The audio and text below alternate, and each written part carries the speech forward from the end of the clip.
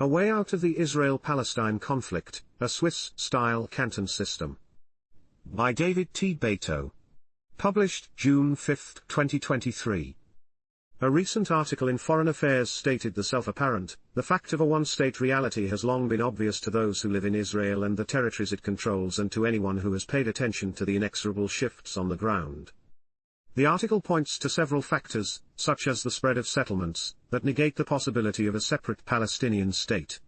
As now constituted, however, this de facto single state can only lead to a grim and unsustainable future of perpetual hatred, fueled by the presence of millions who feel disenfranchised. If a single state is the enduring reality for Israel and Palestine, it is time to consider workable models to carry it forward. Simple unitary majoritarianism is a non-starter. Rather than building reconciliation, it would probably result in constant fear for minorities that all their rights stand or fall with the next election. Unwieldy religious power-sharing arrangements such as those that have existed in Lebanon would be equally tough to implement. Northern inspiration. There is another model that can offer something for almost everyone. That exemplar is the Swiss Canton system, which has accumulated a record of success lasting several hundred years. Switzerland has much in common with Israel-Palestine. Both are geographically small, compact places. Switzerland has 9 million people living in 15,000 square miles, compared to 14 million living in the 11,000 square miles of Israel-Palestine. While both places are diverse in language, culture, and religion, a key difference is that Switzerland has successfully minimized conflict through a weak federal government, vigorous decentralization, and constitutional guarantees including one person, one vote. The locus of political power in Switzerland is the largely self-governing canton. There are 26 of them, and they vary both in official language, usually German, Italian, or French, and in majority religion. Some cantons even have official churches, though minorities maintain freedom of religion. Because of the small size of each of these units, the costs of leaving for any discontented individual is relatively low.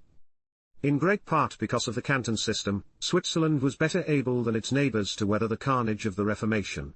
The wars of that historical period make the current Palestinian-Israeli conflict seem mild. Despite considerable ethnic, linguistic, and religious diversity, the process to select Switzerland's president is refreshingly mundane. Many citizens do not even know the name of the president, who only serves for 1 year. Every 5 years, the bicameral canton-based Federal Assembly chooses a Federal Council of 7, who are co-equal in power. Each member trades off serving as president, making it possible for people from nearly every ethnic or religious group to aspire to that relatively unglamorous office. Cantons are based on geography. In Israel-Palestine, assuming the adoption of a similar system, some cantons would be predominantly Jewish Orthodox, some Muslim, some secular, and many would have smatterings of Bedouin, Druze, Christian, and other minorities. A few might even designate themselves, quite uncontroversially, as miniature Jewish states. As in Switzerland, those who feel alienated could freely and peacefully move to another canton that is more to their liking. Moreover, a rotating federal council similar to that of Switzerland would allow people from diverse religious groups to take a turn at the presidency with relatively little controversy. A key advantage a canton system holds over most currently proposed structures is that its main defining characteristic is simple geography, rather than ethnicity or religion. The predictable and fixed boundaries of these jurisdictions, each constantly shifting in demographics, removes the necessity for those periodic readjustments that often plague power-sharing arrangements. A related advantage of a shift to a canton-based system is that it entirely avoids the costly process of persuading or forcing current settlers to uproot. Because ethnic or religious intermingling would no longer pose any threat to overall political stability, the settlers could continue to live where they are.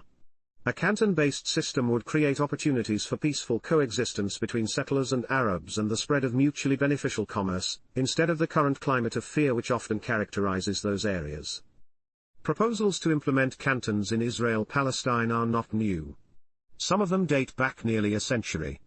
An early pioneer was Itamar Ben-Avi, who had impeccable Zionist credentials. He was the first person in modern times to learn Hebrew as a native speaker. He had been brought up to speak it by his father, who had been instrumental in recreating that ancient language. In 1930, Ben-Avi proposed dividing the British Mandate of Palestine into 6 Jewish, 6 Muslim, and 3 Christian cantons. The spirit in Palestine among Jews and non-Jews, he declared, is very much in favor of the plan, because it would lead to peace and harmony. Like many sensible ideas, however, Ben Avi's proposal was derailed by powerful elements at each extreme who favored zero-sum nationalism. Yet there are faint signs of revived interest in the cantonal approach that might lead to productive dialogue. They could not be more timely. In Israel itself, the Federation movement is now proposing a modified version of the idea, although it has made little headway as of now. For people of goodwill who want a way out of the current gridlock, the Canton model offers great promise as a basis for reconciliation, compromise, and lasting peace.